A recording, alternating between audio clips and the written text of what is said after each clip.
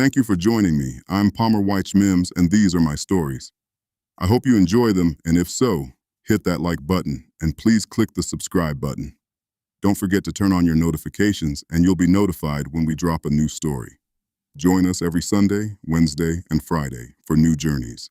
Now, sit back, relax, and enjoy today's narrative. The Midnight Train to Marina. Chapter 1. The Rhythm of the Red Line.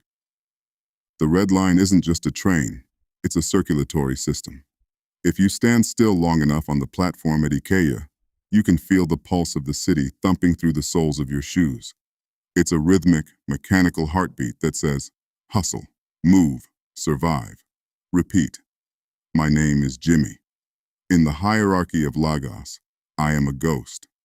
I'm the guy you see in the corner of your eye while you're worrying about your data plan or your boss's latest WhatsApp message. I wear a hoodie even when the humidity is at 90% because the pockets are deep enough to hold my multimeter, my soldering iron, and the hopes I haven't yet traded for bread. I work in Computer Village. If you've never been, imagine a beehive made of silicon and desperation. I spend 10 hours a day squinting at green circuit boards, breathing in the acrid, sweet smoke of lead solder, fixing the shattered screens of people who make more in a minute than I do in a month. By the time 6 p.m. rolls around, my eyes are bloodshot and my brain feels like it's been scrubbed with sandpaper. That's when I see her. She always stands at the exact same spot on the platform, near the yellow safety line, as if she's marking her territory. The Indigo Woman. That's what I called her in my head, because the first time I saw her, she was wearing a traditional Adir silk blazer so blue, it looked like it had been dipped in the midnight sky. She is the personification of the island. You know the type. The kind of Lagosian who looks like they've never been splashed by a puddle from a passing Danfo bus. Her hair is always laid in a sharp, uncompromising bob. Her heels make a sound on the tile like a gavel hitting a mahogany desk. She doesn't just ride the train, she tolerates it. She stands there, 3 seats down from me, encased in an invisible bubble of expensive perfume and corporate armor. For 3 months, I have been her silent witness. I know the exact moment she gets frustrated with an email. Her left eyebrow twitches just a fraction of a millimeter. I know that she prefers flavored sparkling water because I've seen the green bottle peeking out of her tote bag. I know she's lonely, not because she looks sad, but because she looks too perfect.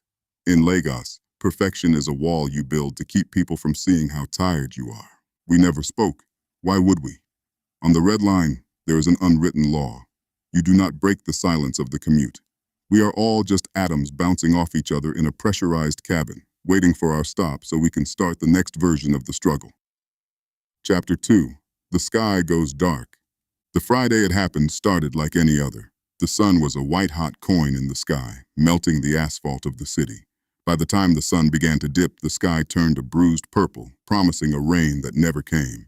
The air was thick, stagnant, and heavy with the smell of exhaust and roasting corn. I boarded the 9:30 p.m. train, the late run. The carriage was nearly empty, a rare luxury. Usually, we are packed like sardines in a tin. But tonight, it was just me, the Indigo Woman, and a man in the far corner snoring softly behind a newspaper. The train slid out of the station with a gentle hum.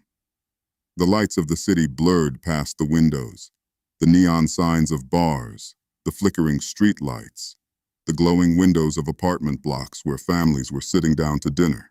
Going home late today, I whispered to myself, leaning my head against the cool glass. I watched her. She looked different tonight. The armor was cracked. Her blazer was draped over her lap, and she was rubbing her temples. Her phone, usually an extension of her hand, sat dark on the seat beside her.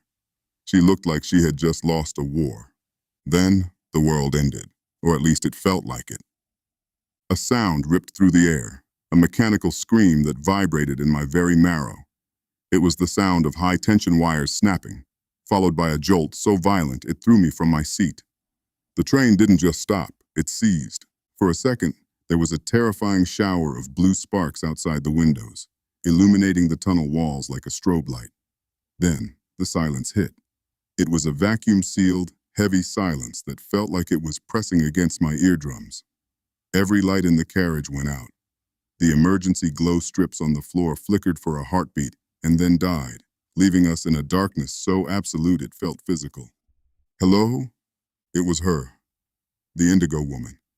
Her voice wasn't the sharp, commanding tone I had imagined. It was small. It sounded like a child lost in a forest.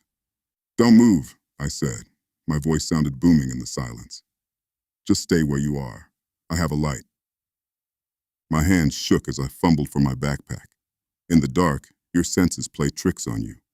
I felt like the walls were closing in.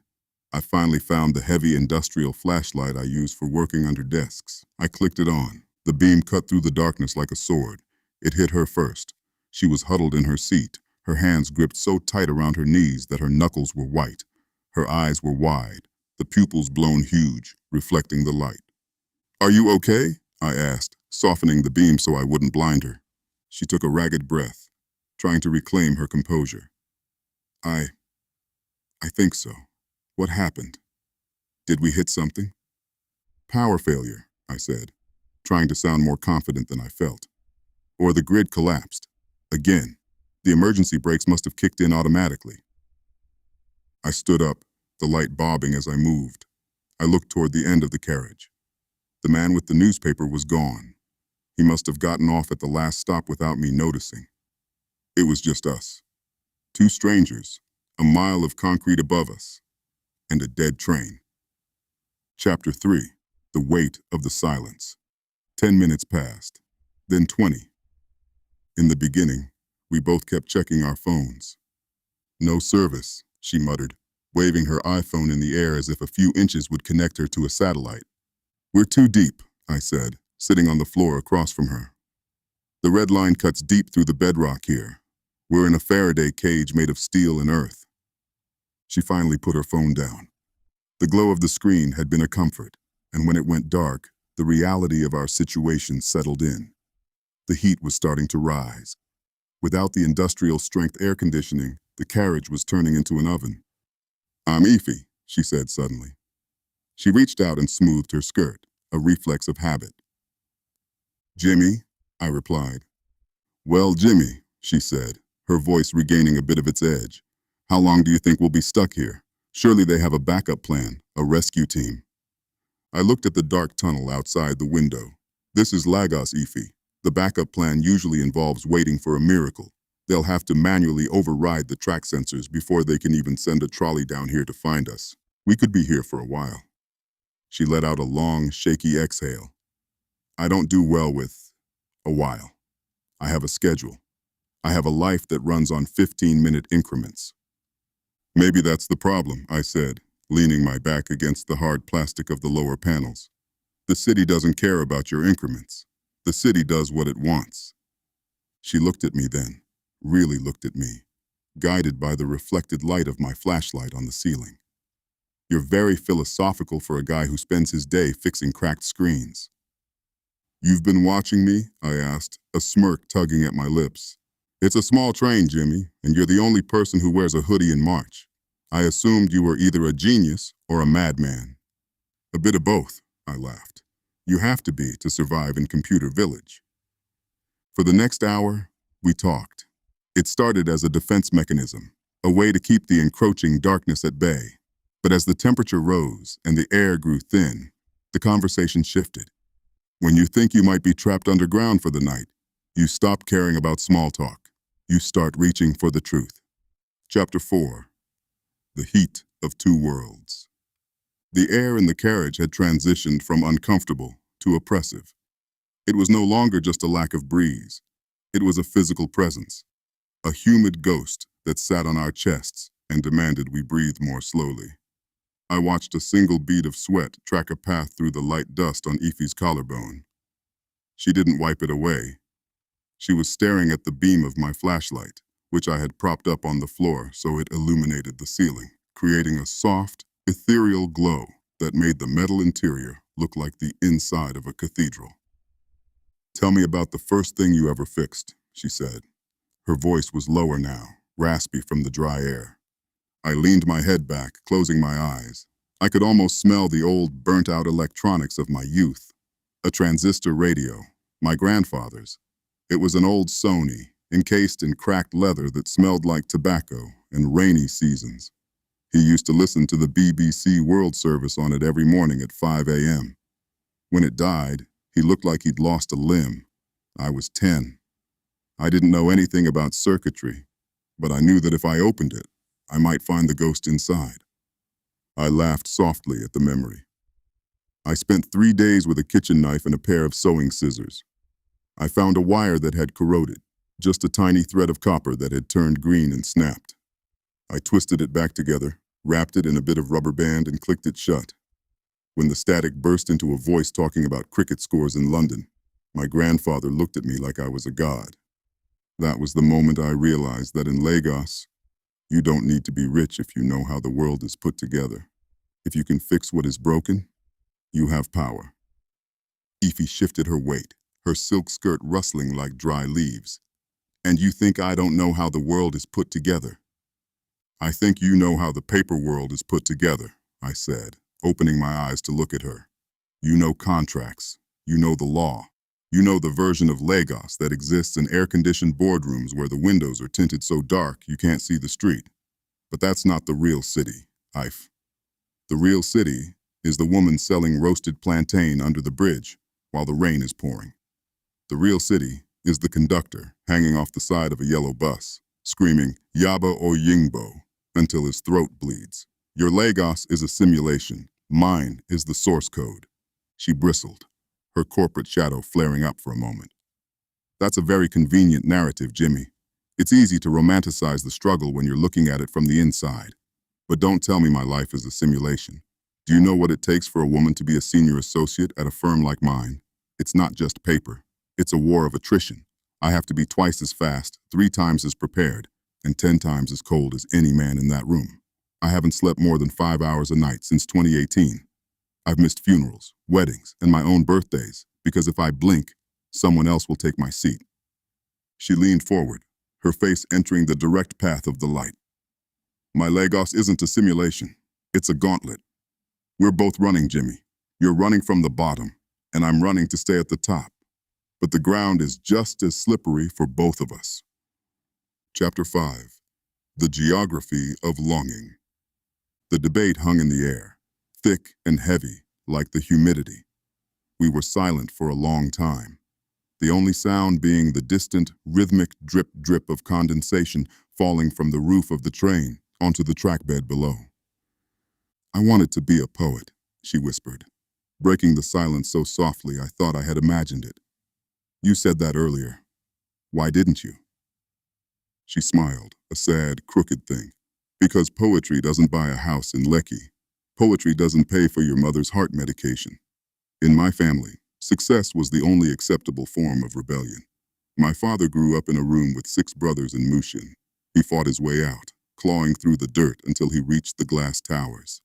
To him, an artist is just someone who hasn't realized they're failing yet. So, I buried the poems. I buried them under case law and mergers and acquisitions. Do you remember any of them? I asked. She looked away, toward the dark window. There was one about the rain, not the pretty rain you see in movies. The Lagos rain. The way it turns the sky into a gray sheet and makes the whole city smell like wet concrete and gasoline. I wrote that the rain was the only thing that treated the rich and the poor the same way. It drowns the billionaire's Mercedes and the beggar's cardboard box with the same indifference. That's not poetry, Ify, I said quietly. That's the truth. I reached into my bag and pulled out a small handheld fan I'd been working on, a custom job with a high-torque motor and a lithium-ion battery. I clicked it on, and the whirring sound was like music. I held it toward her, the cool air blowing her hair back from her face. She closed her eyes, letting out a long, shuddering sigh. Oh, God, that's the best thing I've ever felt. See, I said. Source code. I built this from parts I found in a bin. Your law degree can't give you a breeze in a dead tunnel, but my madman hobby can. She laughed, and this time it wasn't dry or guarded. It was a genuine melodic sound that seemed to push back the walls of the carriage. Okay, Jimi, you win this round. The technician is the king of the underground. Chapter 6. The Ghost in the Machine. As the third hour began, the psychological weight of being trapped started to manifest. The darkness wasn't just an absence of light anymore. It was a canvas for our anxieties. "Do you think they know we're here?" Ify asked. Her bravado was flagging. She was leaning against my shoulder now. I didn't remember when she had moved closer, but the heat of her arm against mine felt like the only real thing in the universe. "The system is automated," I explained, my voice vibrating through her. "When the power dropped, the control center at Marina would have seen a red block on their screen. They know exactly where we are. The problem isn't finding us. It's the bureaucracy of the rescue. They have to verify the line is cold, get the clearance to enter the tunnel, and then decide if it's faster to tow the train or walk us out." "I don't want to walk out," she murmured. "It's too dark out there." "I'll be there," I said, and the words felt heavier than I intended. "I have the light, and I know these tunnels. I helped wire some of the signal boxes near Yaba. I can find the way." She turned her head to look at me. In the dim, reflected light, her eyes were twin pools of amber. "Why are you being so nice to me, Jimi? We've spent 3 months ignoring each other. I've been the island girl who wouldn't look at you, and you've been the tech boy who probably thought I was a snob." "I didn't think you were a snob," I said. "I thought you were a miracle." She went still. "A miracle?" "Lagos is a hard city, Ify. It breaks people. It turns them into shadows of themselves. But every morning, I'd see you on that platform, and you were always so composed, so bright. You were like a signal in the noise. I started going to the station 10 minutes early just to make sure I didn't miss you. You were the best part of my day, and I didn't even know your name." She didn't pull away. Instead, she leaned in closer until I could smell the faint scent of lemongrass and something deeper, the scent of skin and heat. "I watched you too," she whispered. "I liked the way you worked on those little boards. Your hands were always so steady, even when the train was shaking. I used to imagine what those hands would feel like if they weren't holding a soldering iron." Chapter 7. The Midnight Sacrament. The kiss didn't happen because of the darkness, or the fear, or the heat. It happened because for the first time in our lives, the two Lagos had stopped existing. There was no law firm, no computer village, no bank accounts, and no social hierarchies. There was just a man and a woman in a steel box, breathing the same air, sharing the same silence. It began with a touch, my hand moving from the fan to her cheek.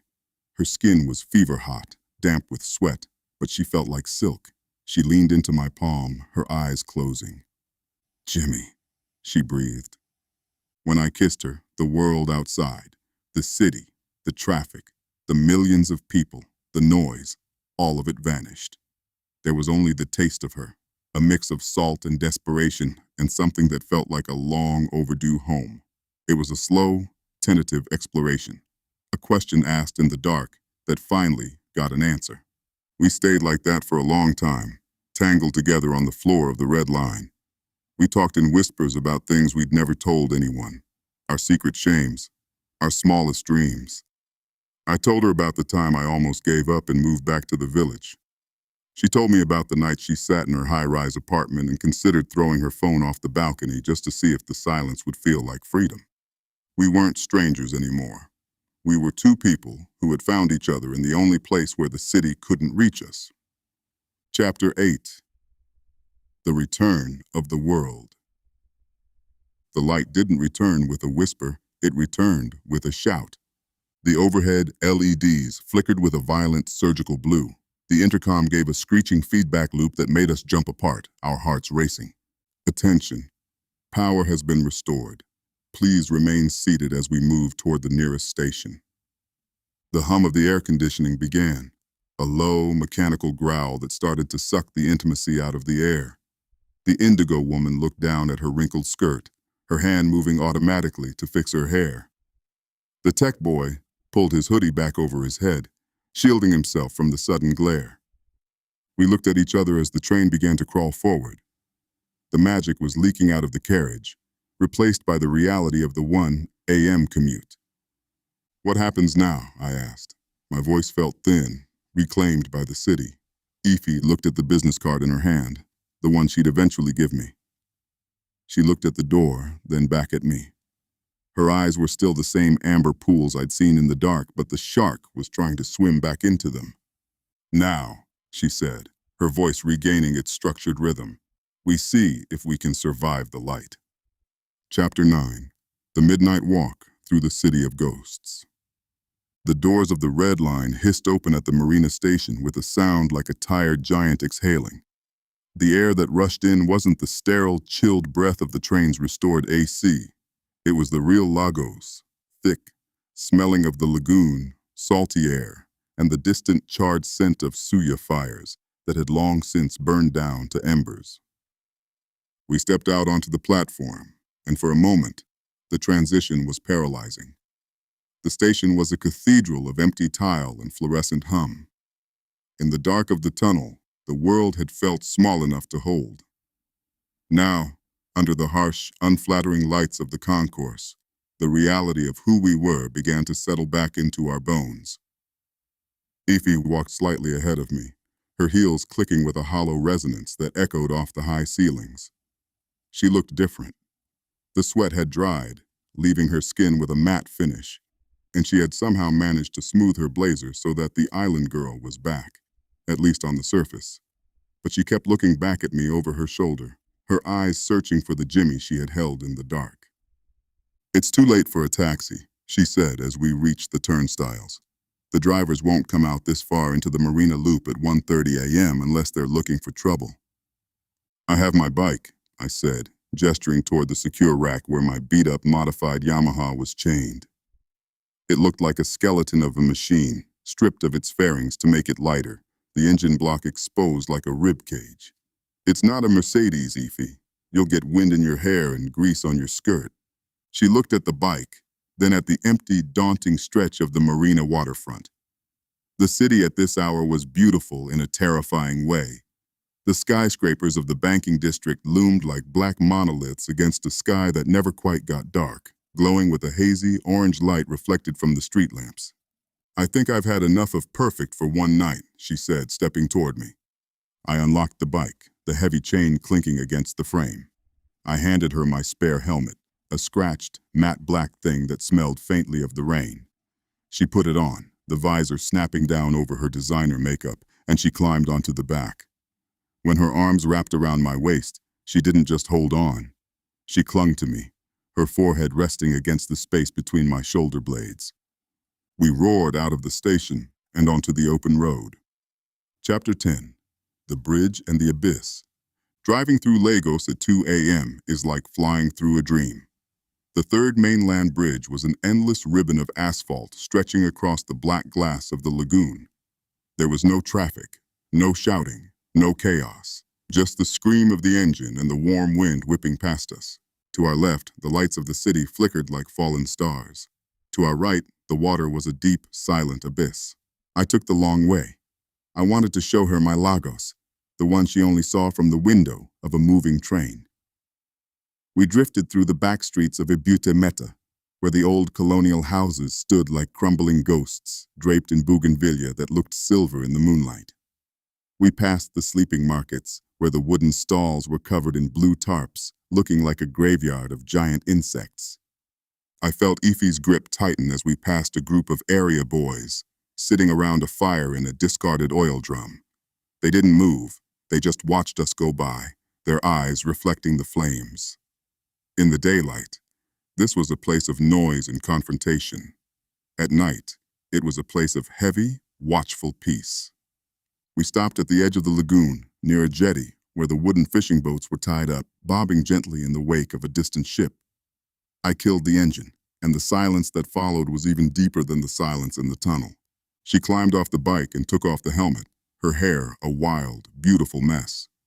She walked to the edge of the water and looked out toward the lights of Victoria Island, her world shining in the distance. "It looks so peaceful from here," she whispered. "Like it's not a place that eats people alive." "It only eats you if you try to fight it alone," I said, standing beside her. "Lagos is like the ocean. You don't fight the waves, you learn how to float." She turned to me, the orange light of a distant street lamp catching the tears in her eyes. "I don't know how to float, Jimi," I only know how to swim until my lungs burst." "Then let me be your life jacket," I said. It was a cheesy line, the kind of thing you'd hear in a Nollywood movie. But in the middle of the night, on the edge of the water, it was the only truth I had. Chapter 11. The Saturday After. The initial spark of the tunnel had to survive the cold light of Saturday morning. I didn't sleep. I spent the rest of the night in my workshop, the fan from the train sitting on my workbench. I took it apart and put it back together 3 times, my mind replaying every word she had said. I kept looking at her business card, Ifeoma Adelaide, Senior Associate. It felt like a heavy piece of gold in my pocket.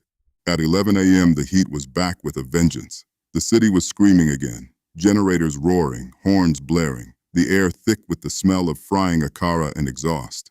I took a bus to the island. I felt out of place in my best jeans and a clean shirt, sitting among people who were already mid-hustle. We had agreed to meet at a small cafe in Lekki, a place with white walls, succulents in ceramic pots, and coffee that cost more than my weekly rent. I arrived first. I sat in the corner, feeling like a counterfeit coin in a pile of real currency. When she walked in, the entire room seemed to shift. She was wearing a white linen dress and oversized sunglasses.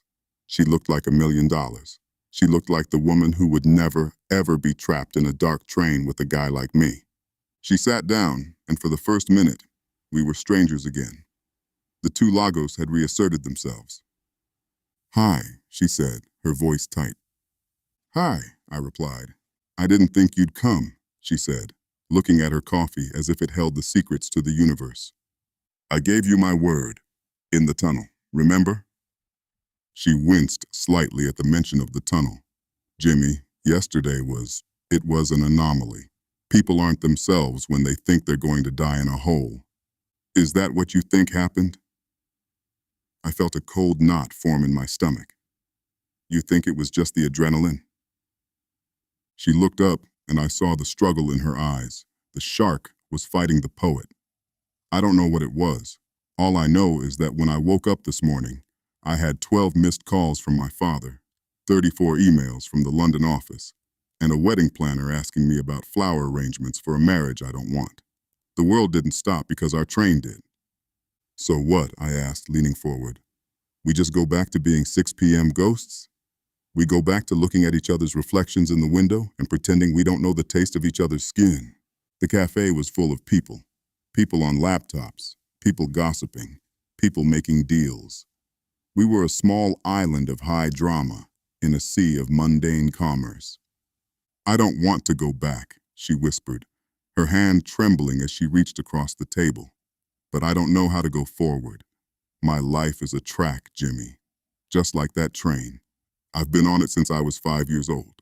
I don't know how to switch lines." "Then jump," I said. "Jump off the track. It's a long fall, but I'm already down here.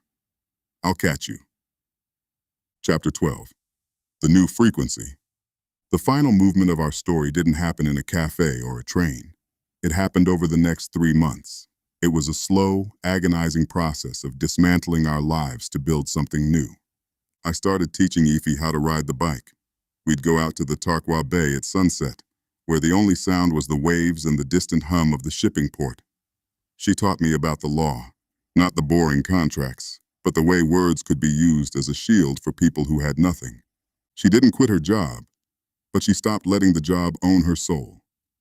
She started writing again, not poems about flowers, but poems about the red line, about the beauty of the broken things. And me? I stopped being a ghost. I started a small collective in Yaba, a place where we didn't just fix screens, but taught kids how to build their own tech. We called it the source code. Every day at 6 p.m., I still go to the station. I stand by the yellow line. I wait for the hum of the rails and the rush of wind that signals the arrival of the train. But now, when the doors open, I don't look for a reflection in the window. I look for the woman in the indigo blazer. She isn't a miracle anymore. She's my partner. And as we step onto the train together, the city of Lagos continues its frantic, beautiful dance around us. We are no longer running from the bottom or clinging to the top. We are exactly where we belong, in the middle of the noise, making our own music. The red line used to be a way to get from point A to point B. Now, it's just the place where we remember the night the lights went out and we finally learned how to see. I like this love story. We all have in our mind the time we'll meet the love of our lives. We think we know the setting, and we even think we know what they'll look like, smell like, and sound like. And then you find yourself stranded, in the dark, on a hot rail car with a stranger you would have never looked at twice walking down the street. Isn't life funny that way? Well, besties, we've come to the end of today's story. Please join us again for another drama-filled journey. Don't forget to like this video, subscribe to, and share this channel. See you soon.